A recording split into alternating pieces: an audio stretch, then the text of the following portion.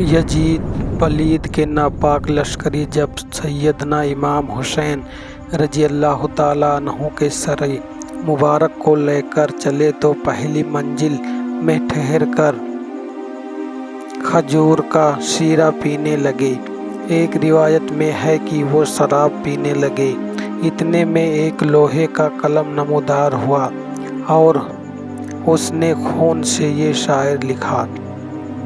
دوسری روایت میں ہے کہ حضور سرور عالم صلی اللہ علیہ وسلم کے پہلے یہ شعر ایک پتھر پر لکھا ہوا ملا۔ ایک نصرانی راہب عبادت گزار نے گرجا گھر کے سر انور کو دیکھا تو لوگوں سے پوچھا۔ انہوں نے بتایا۔ راہب نے کہا، تم برے لوگ ہو، کیا 10,000 اشرفیاں لے کر اس پر راضی ہو سکتے ہو کہ ایک رات یہ سر انور میرے پاس رہے؟ ان لالچیوں نے قبول کر لیا۔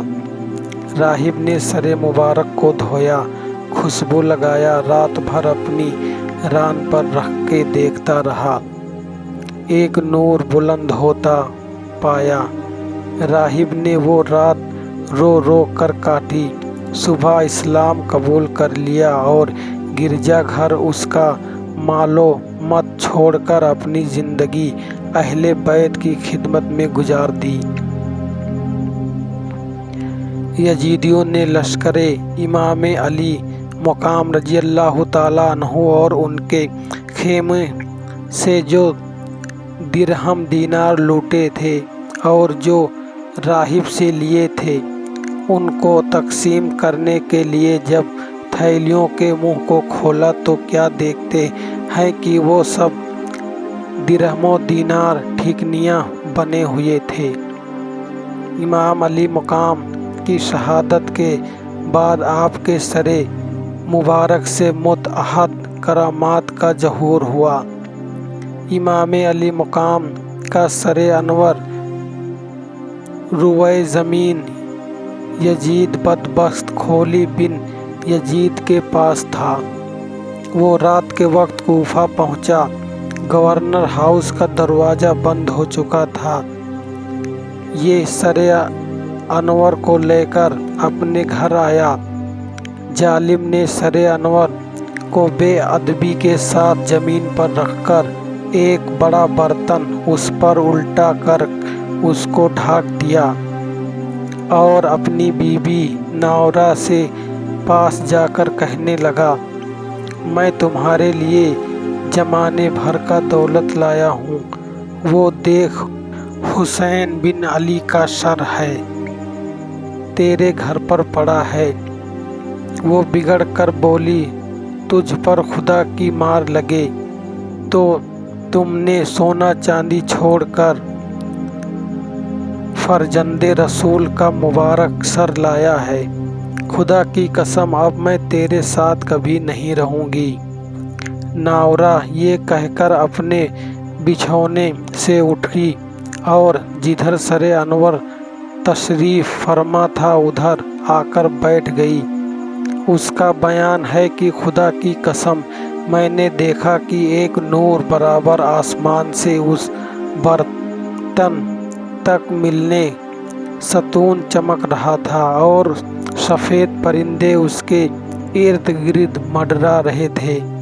جب صبح ہوئی تو خولی بن یزید سر انور کو ابن یزید کے نہاد کے پاس لے گیا۔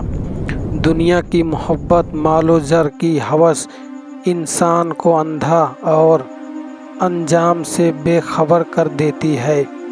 بدبخت خولی بن یزید نے دنیا ہی کی محبت کی وجہ سے مظلوم کربلا کا سر انور تن سے جدا کیا تھا، مگر چند ہی برس کے بعد اس دنیا ہی میں اس کا ایسا خوفناک عذاب ہوا کہ کلیجہ کانپ جاتا ہے۔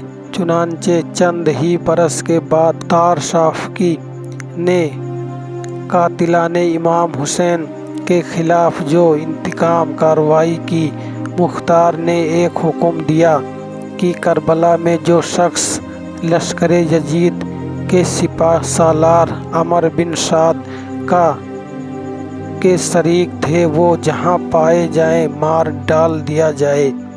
ये हुक्म सुनकर कूफा के जफाशियर, सुरमा, जालिम व इन बहादुर बसरा भागना शुरू हुए।